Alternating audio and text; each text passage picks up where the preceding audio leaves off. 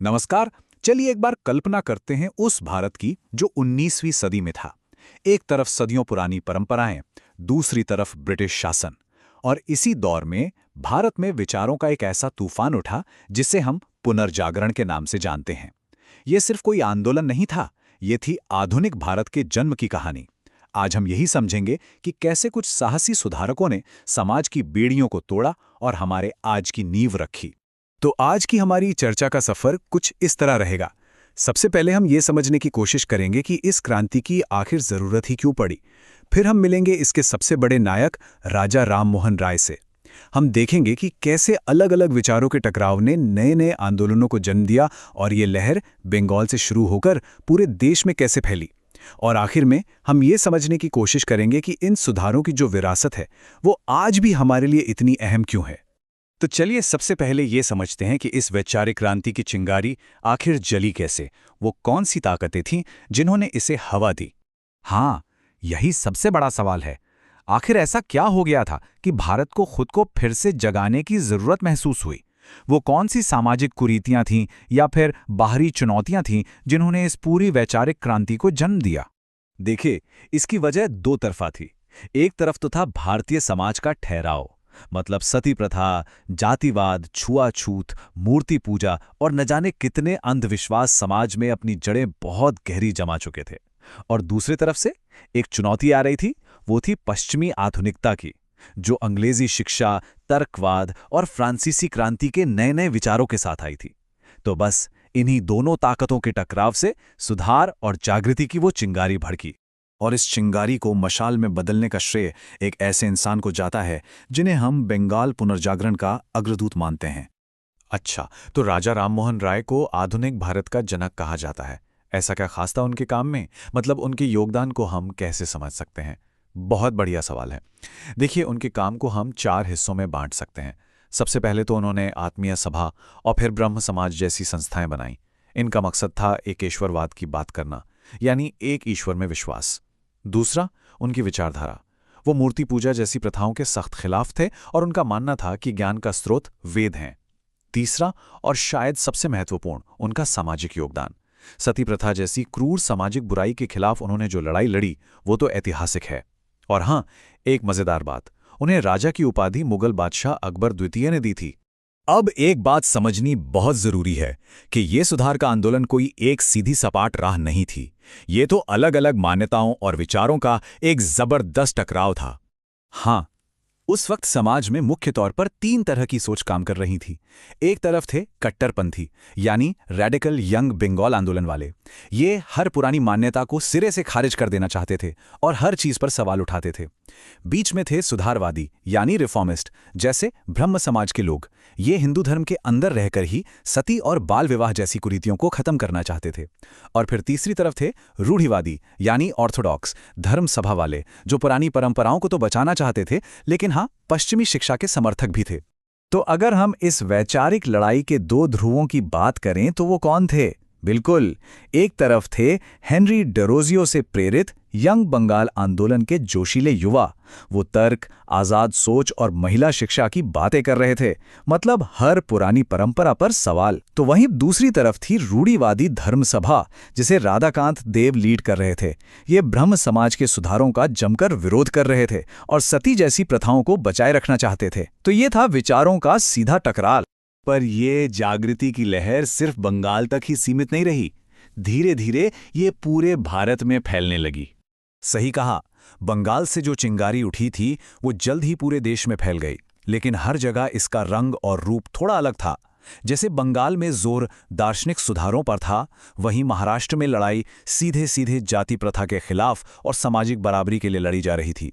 और दक्षिण भारत में तो यही आंदोलन आत्मसम्मान और ब्राह्मणवादी वर्चस्व के खिलाफ एक बड़ा प्रतीक बन गया। तो महाराष्ट्र में जाति के खिलाफ इस लड़ाई को आवाज किसने दी? शुरुआत में तो परमहंस मंडली जैसे कुछ गुप्त संगठन थे जो चुपचाप जाति के बंधनों को तोड़ने का काम कर रहे थे। लेकिन असली तूफान तो तब आया जब ज्योतिबा फुले ने सत्यशोधक समाज की स्थापना की। ये एक खुला ऐलान था निचली जातियों को शोषण से आजाद कराने का और ब्राह्मणवादी सोच को सीधी चुनौती देने का। चलिए, अब जरा सामाजिक और धार्मिक बदलाव के कुछ और अलग-अलग रूपों को देखते हैं जो इसी दौर में सामने आए। अच्छा, और इसमें आर्य समाज की क्या भूमिका थी? 1875 में स्वामी दयानंद सरस्वती ने आर्य समाज की स्थापना की और उनका एक ही नारा था, वेदों की ओर लौटो। ये एक तरह से अपनी जड़ों की ओर लौटने का आह्वान था। मकसद था हिंदू धर्म को अंधविश्वासों से आजाद करना। दिलचस्प बात यह है कि आगे चलकर शिक्षा के मुद्दे पर इनके समर्थक भी दो गुटों में बंट गए। एक गुट पश्चिमी शिक्षा के पक्ष में था तो दूसरा पारंपरिक गुरुकुल सिस्टम को ही मानता था। इस सब सुधारों का महिलाओं के जीवन पर क्या असर पड़ा? ये महिलाओं के लिए एक नई सुबह जैसा था। सोचिए, इसकी शुरुआत हुई 1856 में, जब ईश्वर चंद्र विद्यासागर के जबरदस्त प्रयासों से विधवा पुनर्विवाह कानून पास हुआ। मतलब विधवाओं को दोबारा शादी करने का हक मिला। फिर पंडिता रमाबाई और डी.के. कर्वे जैसे सुधारकों ने विधवाओं के लिए आश्रम और स्कूल खोले और 1910 आते आते सरला देवी चौधुरानी ने भारत स्त्री महामंडल की स्थापना की, जो महिलाओं को अपनी आवाज उठाने का एक संगठित मंच देने वाला पहला बड़ा संगठन था। तो क्या ये जागृति की लहर सिर्फ हिंदू समाज तक ही सीमित थे? बिल्कुल नहीं। सुधार की ये हवा दूसरे समुदायों तक भी पहुंची। एक तरफ देवबंद स्कूल ने इस्लामी शिक्षा को उसके असल रूप में वापस ले जाने का बीड़ा उठाया, तो वहीं सिंह सभा आंदोलन ने सिख धर्म में एक नई ऊर्जा भरी और साथ ही साथ आधुनिक शिक्षा को भी बढ़ावा दिया। क्या इन आंदोलनों पर कोई अंतर्राष्ट्रीय प्रभाव भी देखने को मिलता है? हाँ बिल्कुल। कुछ आंदोलनों की जड़ें तो भारत के बाहर भी थीं, जैसे थियोसॉफिकल सोसाइटी, जिसकी शुरुआत न्यूयॉर्क में हुई थी।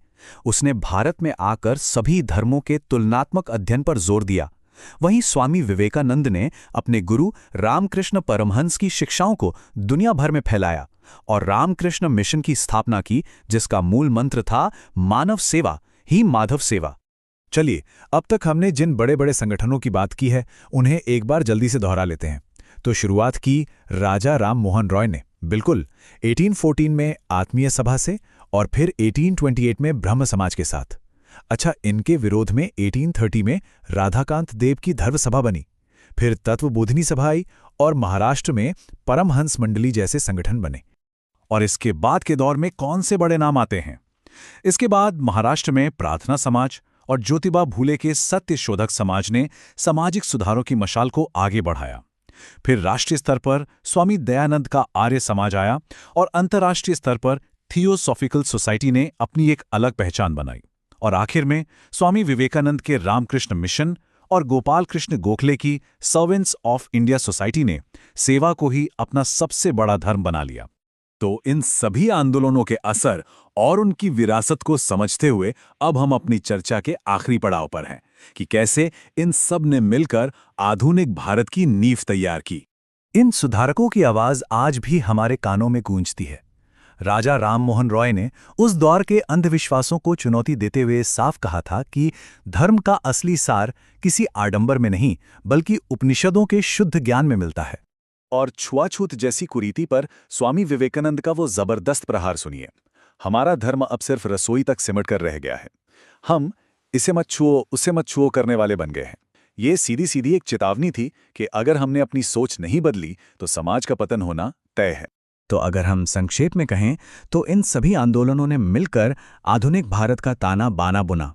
ब्रह्म समाज ने अंधविश्वासों को तोड़कर हमें एक दार्शनिक आधार दिया।